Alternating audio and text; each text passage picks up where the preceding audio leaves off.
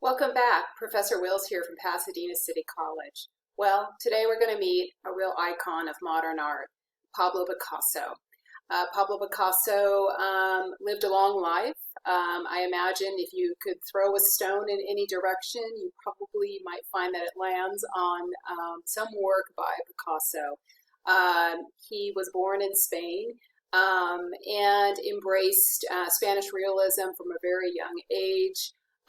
Seems to have mastered that, and then didn't get stuck in a rut. He continued to explore different pathways in artistic expression, and was very chameleon-like in not adhering to any one art historical style.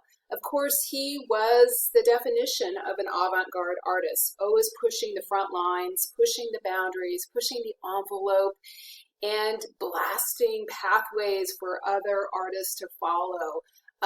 And so he was a real,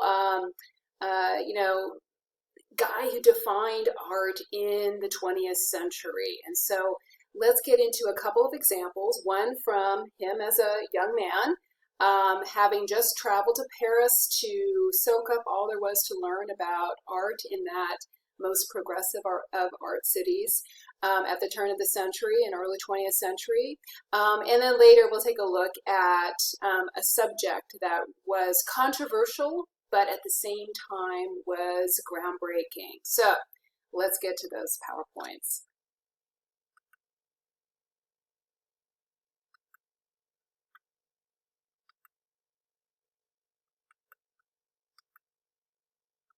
All right, very good. Let me just get myself to disappear for just a minute. I'll come back and join you in a few minutes here.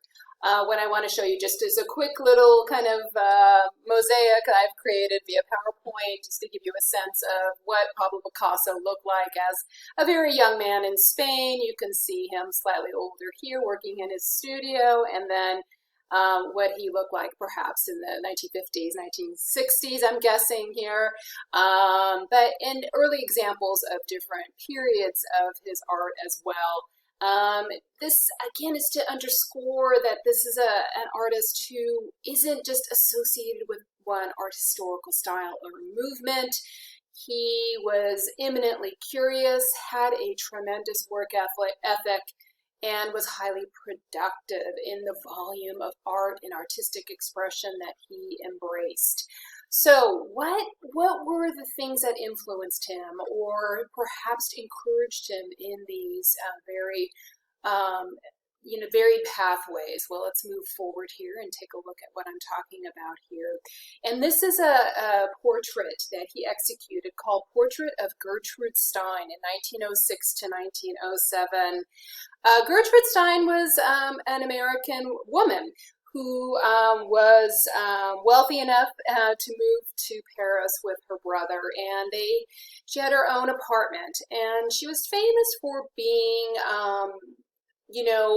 for recognizing more progressive cultural talents in Paris at that time. She would have various parties or soirees in her apartment. You would have, Hemingway over, or F. Scott Fitzgerald.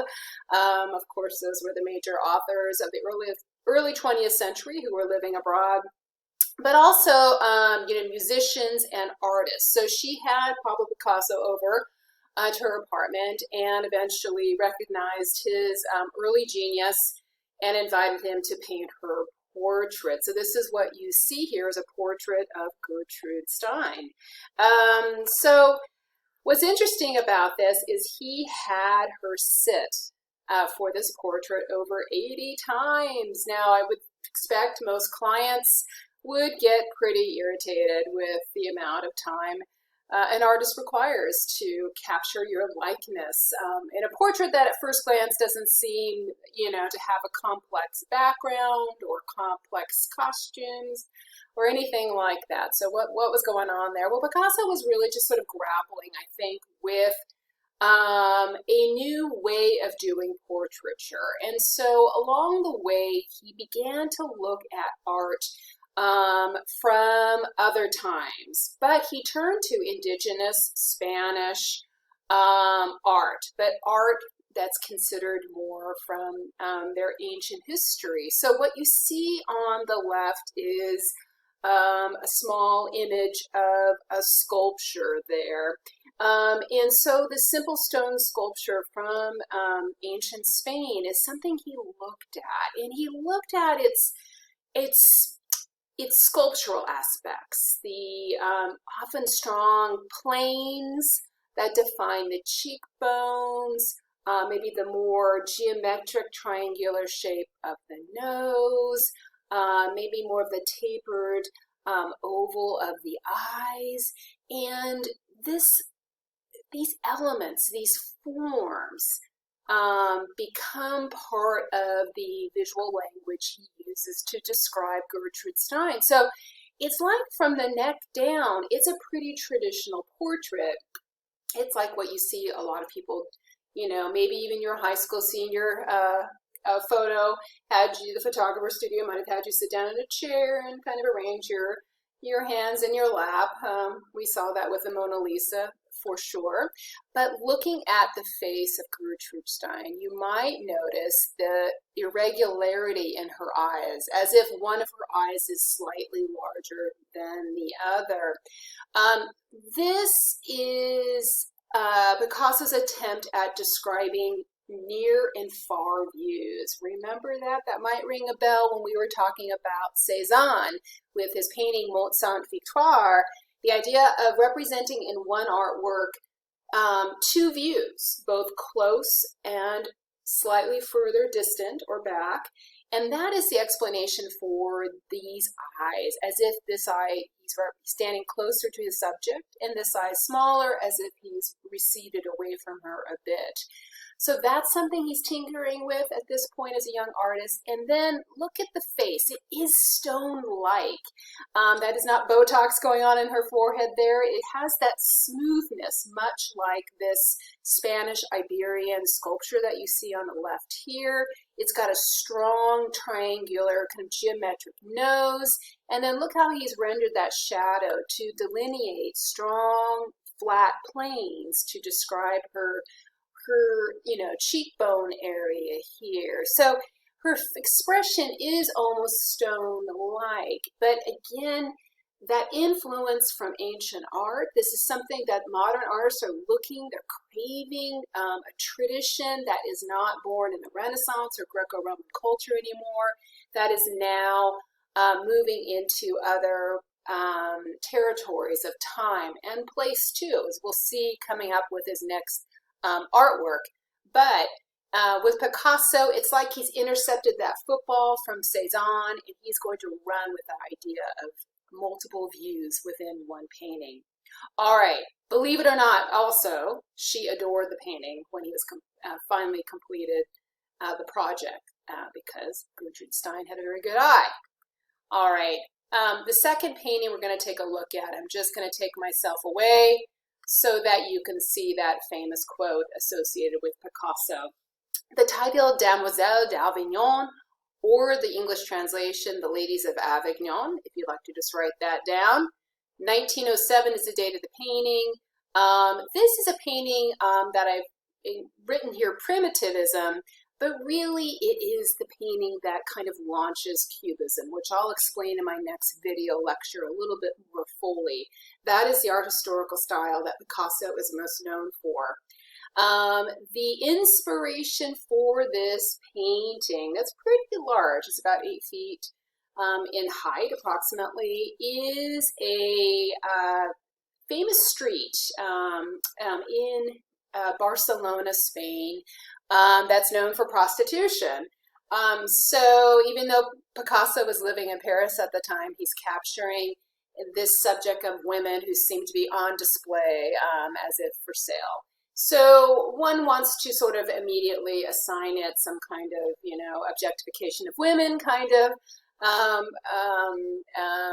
label on this particular painting. But what it's doing is really using figurative art, the study of human anatomy, to really break through this idea of many ways of seeing, as well as show how Picasso is looking at um, non-traditional art to impact a new artistic style that he is, using this canvas like a laboratory to concoct.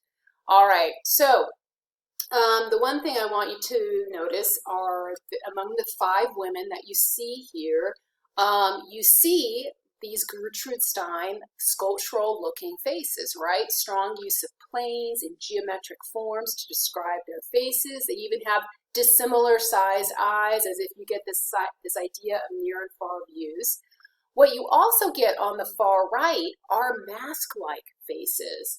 And that is because Picasso attended an exhibit at an anthropology museum in Paris that showcased an array of artifacts from the continent of Africa. Now, French colonialism was very active at this time. So without a lot of cultural understanding about the complexities of African art history, which I encourage you to take a class about, he was drawn to the many ways of representing a face within one mask. You might have both a front view and a side view contained in one mask.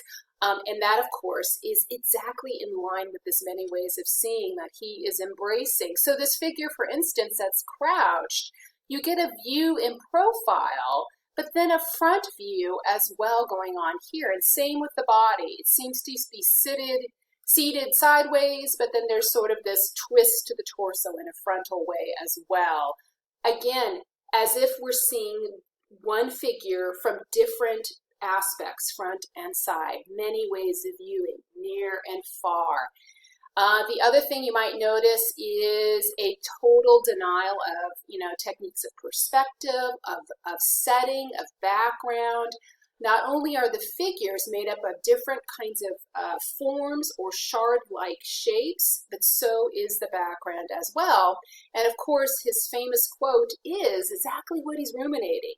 I paint forms as I think them, not as I see them. So he may have, started out his art school training in optical realism, right, mimicking what he sees with the human eye, but now he is on a very progressive pathway to represent form. And form is what really